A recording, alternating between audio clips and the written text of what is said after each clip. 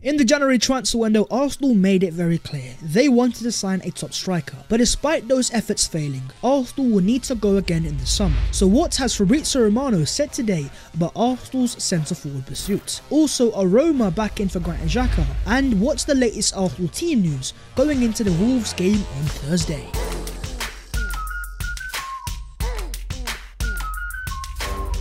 Yo, what is going on, guys? My name is Babs14. Welcome back to boys channel. Your boy is back again with the Arsenal news. So if you guys do enjoy, smash a like on the video and subscribe if you're new, as we are so close to 74,000 subscribers. It is mental, so big up to you. But let's get into the Arsenal news, and starting off with the transfer news. The window might be closed, but in terms of Arsenal, they still have a lot of speculation, and their agenda remains very clear going into that summer transfer window, and that is of course to sign a top potential striker. And as Fabrizio Romano said on his podcast, here we go, Arsenal will 100% sign a top striker in the summer. They had many names in their list, but they were not available in the January transfer window. Now, the only player that was available, of course, was Fiorentina's Dusan Vlahovic, but he wanted to stay within the Serie A. But who are the other players on the list? Starting off with Everton's Dominic Calvert-Lewin. Now, what we already know is the fact that in terms of the Arsenal hierarchy, there are a lot of people high up behind the scenes that are massive fans of Calvert-Lewin and favour a move for the Englishman, meaning that he's now entering what is his peak years. And for an Arsenal team that is already very young and lacking of experience, for Arsenal's sake, that can be seen as very important. And also what Arsenal have shown in the past is they will invest in English talent. In terms of the last summer transfer window, and Ramsdale, Ben White, both costing a combined £75 million, they are not scared to go big on English talents. But you also have Sociedad's Swedish sensation that is Alexander Isak. Now, in terms of out and out price tag, Isak is by far the most expensive player on this list. And in terms of Arsenal themselves, after they could not sign Vlahovic, according to reports, they made a £58 million offer for Isak in the January transfer window, but that was rejected because Sociedad want Arsenal to pay that £75 million release clause, and for that sort of money you really want a top elite player at the peak of his powers. But in terms of Alexander Isak, so far this year he only has 4 league goals and we're all the way in February. But in terms of overall talent and potential, there is no denying that Isak has a very high ceiling, but at the same time you have to ask yourselves the question of, would you pay £75 million of potential alone? But you also have Lille's Jonathan David. Not only does the Canadian have 12 league goals in Ligue 1, but in terms of Fabrizio Romano, he has confirmed in the past that David is on Arsenal's list, and you've also had very reliable reports confirm that Edu Gaspar has held a meeting behind the scenes with the agent of Jonathan David. In terms of that agent, he has also confirmed that his client dreams to play within the Premier League, and in terms of the player himself, Jonathan David, he was seen wearing a Thierry Henry Arsenal hoodie, and he's also confirmed that he wants to leave Lille at the end of the season, so he would definitely be available. But in terms of Arsenal, of course, they have to look at the type of player, and the question has to be asked of, can David play as an out and out lone number 9? But as things stands, it is David, Calvert-Lewin and Isak that stand out as Arsenal's main options, but as of course, as things stands, a lot of time until that summer transfer window. My question to you is, are there any other strikers that you guys specifically want to see Arsenal sign instead? Okay, let's move on to central midfield and let's talk Granit Xhaka, because according to Chris Wheatley, Roma are expected to make a fresh attempt to sign Granit Xhaka this summer as Arsenal eye new midfielders. You guys already know that I've already said this, I don't think that Xhaka has a long-term Arsenal future, so the fact that Arsenal only gave Xhaka a short-term contract extension in the summer, I think ultimately that was to preserve the value of Xhaka going into the future transfer windows. And I think Arsenal also understand that if they want to move into that 4-3-3, Xhaka just does not suit that sort of system. But in terms of potential replacements, you do have quite a few options. First things first, you have the Portuguese maestro playing in Wolves, and that being Ruben Neves. Now, in terms of Neves, he is a confirmed Arsenal transfer target as from the summer transfer window, and if Arsenal were to sign him in a 4-3-3, he could potentially play as a midfield 6. But then you also have the Belgian maestro that plays for Leicester City, and that being Yuri Tielemans. And according to reliable reports, Edu Gaspar held a meeting with Tielemans' agent in the last transfer window. But in terms of Yuri, as great as a player as he is on the ball, I do have my off the ball doubts. But with that being said, the fact that he is so good on the ball, in a midfield 3, I think he could thrive as a number 8 if he was given the right sort of freedom and also defensive responsibilities. But as always, talk to me about yourselves, and in your opinion, who would be your ideal Granit Xhaka long-term replacements? Okay, moving on, let's talk Wolves versus Arsenal. That is right, the mighty Arsenal are back in action on Thursday after a long break. The Arsenal are back, and the game will be away at Wolverhampton Wanderers, and this game is not going to be easy, but in terms of the race for the top 4, this is as gargantuan as it gets. But starting off with the team news, and in terms of Wolves, they are set to welcome back Roman Saiz back to the usual rearguard following the African Cup Cup of Nations, but they are still missing Johnny, Willy Bolly, Pedro Neto and Wang Hee-chan. So that's the Wolves team news, but what about the Arsenal team news? Well, in terms of the positives, Granit Xhaka and Thomas Partey are both back from the suspensions to form their familiar midfield pairing.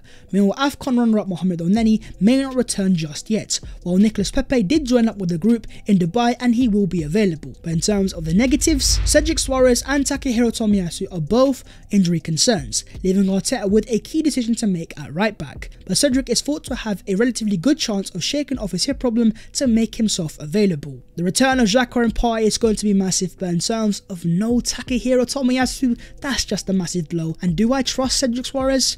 Of course I don't. But in terms of my predicted Arsenal lineup, I think we're going to see a 4-2-3-1 formation with Ramsdale on goal, a back four of Cedric, Ben White, Gabriel and Kieran Tierney, a midfield duo of Xhaka and Partey, and a three of Odegaard, Martinelli and Saka behind the lone striker and Alexandre Lacazette. So apart from Tomiyasu, that is a full strength Arsenal team, so with that kept in mind, even the Wolves are a very decent team. The fact that Arsenal have so many key players returning, I don't think there's any excuses that Arsenal can have here. But in terms of the game itself, this is going to be a massive tactical battle. And in terms of Wolves, as EBL points out, they are an incredibly compact team who play within a 3-4-3 or a 3-5-2, depending on the opposition.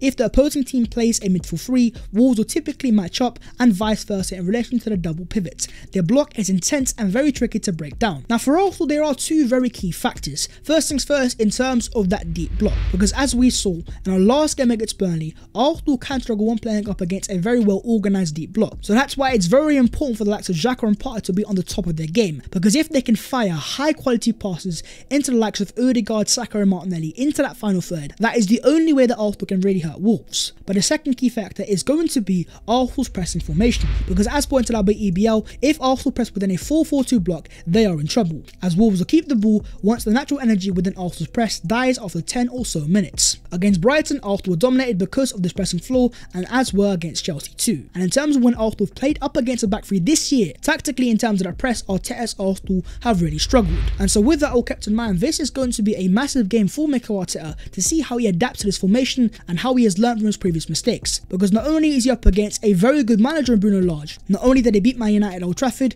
but even against Chelsea, Liverpool, Man City, they caused them massive issues as well. They are a very decent team with a lot of quality, and Arsenal are going to have to be on their A game. But in terms of yourselves, let me know your thoughts going into this game, what your own personal Arsenal predicted lineups, and also most importantly, what are your matchday predictions? The question is, can Arsenal get what would be a gargantuan win? Okay, moving on to the other Arsenal news today, and starting off with Arsenal.com, the Arsenal official website, and these guys have been having a little bit of fun, because here is a screenshot from the website this morning, and in terms of the basket, as it says, your basket is as empty as Tottenham's trophy cabinet. And with the Arsenal forced to say in a statement, this was posted to the site in error without appropriate checks and approvals, and it is being removed as quickly as possible. I'm sure it was an accident, Arsenal, but in terms of the banter, yeah, it's very funny. But now the focus is on the Premier League. None of this joking business. Let's get down to actual business. And on that, in terms of Arsenal's winger Nicolas Pepe, on his Instagram he posted a photo of him training in Dubai with a simple caption of "I'm back." Pepe is back indeed, training with the Arsenal first team. But in terms of Mikel Arteta now, I think this is a real task for him to get something out of Nicolas Pepe. I'm not saying start him week in week out, because I can see his flaws, but in terms of the player himself, there is still quality there.